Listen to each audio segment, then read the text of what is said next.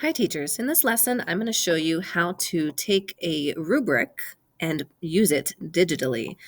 So I'm sure normally when you grade a writing piece, you have a rubric printed out with all the boxes, and as you read the writing, you're, circling or highlighting the boxes. So I'm going to show you how to do that same thing, but digitally, in case you want to save on paper or whatever. So you should have already created an assignment, and here's how we're going to use a rubric to grade it. So right here where they drafted a journal entry, that might be one where I would need to use a rubric to grade it. So you don't have to do anything to the actual assignment. What you're going to do is when you go into and grade it, that's when you're going to create the rubric. So let me go into my grade book. Let me find that activity. It was draft a journal entry. Oh, here we go. There's a problem. Let's see if we can solve it. Activity does not define points possible. So when I made the activity, I didn't give it points. So I need to do that first, and then I can put a rubric in. So draft a journal entry. Let me edit that. Go to settings. And most rubrics, have rows, and each row is worth 1, 2, 3, or 4 points on a 4-point scale. So let's say my rubric has 4 rows and it's 4 points each, so that would be 16 points total. So I'll put 16 right here for writing and save that. Now I can go to my grade book. And even if you're not ready to grade it yet, you can still make the rubric now and grade it later. So I go to the assignment, draft a journal entry, and then you click on a student name. So I'll just click the first name here.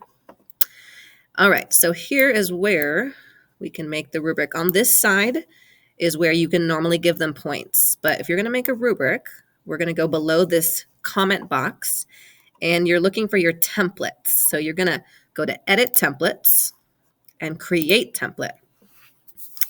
And of course, you're going to give it a name. So if this was like a narrative, you'd probably call it Narrative Rubric.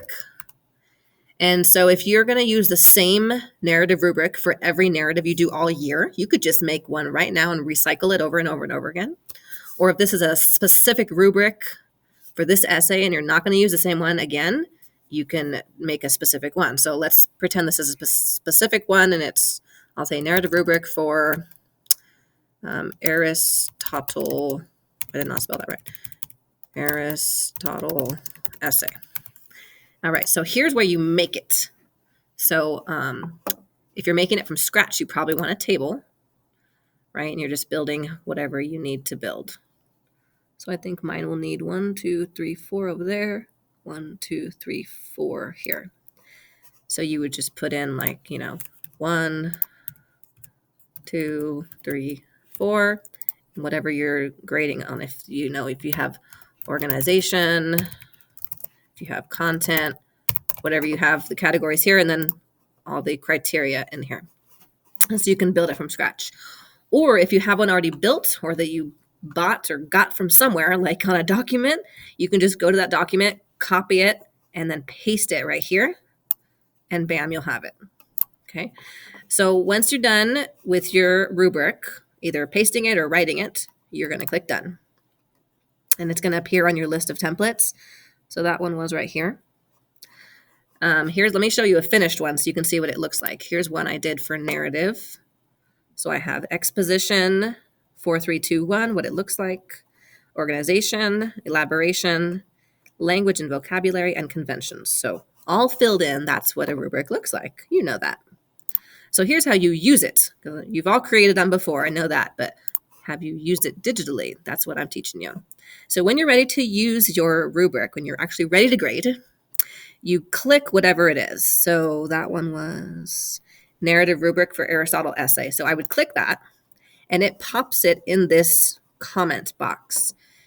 Now, when it's a real filled in rubric, it's going to be a lot of words here, and it's kind of hard to see that little box. So what I do is I click this square to make it full screen. So now I can see what's there. And to quickly grade, here's how I do it. I click in the left box. And then when I read their essay and I thought about their organization, I thought, their essay was about a 2. So I just hit tab, and it bumps me here, and hit tab, and it bumps me here. And on a filled in essay, or a filled in rubric, it would highlight it for you like that. When you hit tab, it highlights it. And then you just pick your color, bam, and move on to the next one. So if I was here, I'd hit tab, tab, tab. Oh, for content, they got a 1. And then I do my color. So you're just tabbing over, click your color, tab, click. And I'm really starting to like doing the rubrics digitally because it's not paper. I can't lose it, first of all.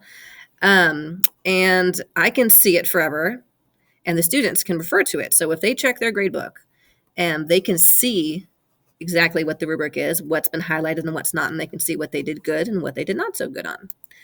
And then the last thing you need to make sure to do is after you get your rubric filled out, you have to add up the score.